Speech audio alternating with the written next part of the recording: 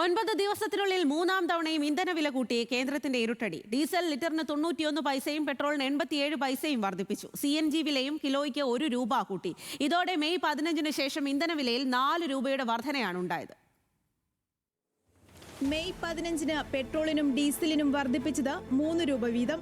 May 19-ന് പെട്രോളിന് കൂട്ടിയത് 86 പൈസ, ഡീസലിന് 83 പൈസയും. 4 ദിവസം പിന്നിടുമ്പോൾ പെട്രോളിന് 87 പൈസയും ഡീസലിന് 91 പൈസയും വർദ്ധിപ്പിച്ചു. കൊച്ചിയിൽ 110.93 രൂപയും ഡീസലിന് 99.82 രൂപയുമാണ് പുതുക്കിയ വില. പെട്രോൾ വിലയിൽ മാത്രമല്ല CNG വിലയിലും മാറ്റമുണ്ട്. 1 കിലോ CNGക്ക് 1 രൂപയാണ് കൂട്ടിയത്. 9 ദിവസത്തിനിടെ മൂന്നാമതും വില വർദ്ധിപ്പിച്ചതോടെ CNGയിലും 4 രൂപയുടെ മാറ്റമുണ്ടായി.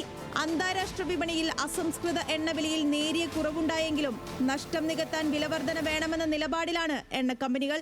ഹോർമുസ് കടലിടുക്കിലൂടെയുള്ള കപ്പൽ ഗതാഗതം സാധാരണ നിലയിലാകാത്തതും വിലവർധനവിന് കാരണമായി എണ്ണ കമ്പനികൾ ചൂണ്ടിക്കാട്ടുന്നു. വില ഇനിയും കൂടുമെന്നും പൊതുജനരോഷം ഒഴിവാക്കാൻ ഘട്ടം ഘട്ടമായി നടപ്പാക്കുമെന്നുമുള്ള റിപ്പോർട്ടുകൾ ശരിവെക്കുന്നതാണ് എണ്ണ കമ്പനികളുടെ നടപടി. ഇന്ധനവില ഉയർത്തിയതോടെ ഉപഭോക്തൃ സംസ്ഥാനമായ കേരളത്തിൽ നിത്യോപയോഗ സാധനങ്ങളുടെ വിലയും കുത്തനെ കൂടും. സത്യം പറഞ്ഞാൽ ഈ പെട്രോളിന് വില കൂടിയതിലാണ് ഈ സാധനത്തിന് അത്രയും വില കൂടുന്നത്. പെട്രോളിനും ഡീസലിനും, വിശേഷിച്ച ഡീസലിന്. പണ്ടത്തെ പോലെ ഒരു സൈക്കിൾ എടുത്താൽ ഓടാന്നാണ് പറയേണ്ടത് ആൾക്കാർ. ജനങ്ങൾ ബുദ്ധിമുട്ടാണ്, ഒരു ജീവിക്കാൻ പറ്റാത്ത അവസ്ഥപ്പുള്ളത്.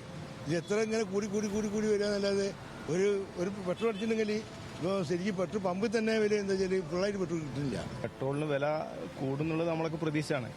ഇപ്പം ഗൾഫ് യുദ്ധം നമുക്കറിയാം.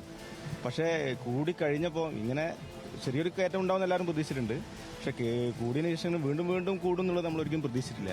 ബസ് യാത്രാക്കൂലി വർദ്ധിപ്പിക്കണമെന്ന് സംസ്ഥാനത്തെ ബസ് ഉടമകൾ ഇതിനോടകം ആവശ്യപ്പെട്ടിട്ടുണ്ട്. മൂന്നാം തവണയും വർദ്ധിപ്പിച്ചതിനാൽ ബസ് ഉടമ സംഘടനകൾ ആവശ്യം കൂടുതൽ ശക്തമാക്കും.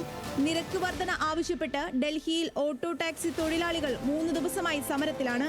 CNG വില ഉയർത്തിയതോടെ അവരും കടുത്ത നടപടികളിലേക്ക് കടക്കും. National desk, news Malayalam.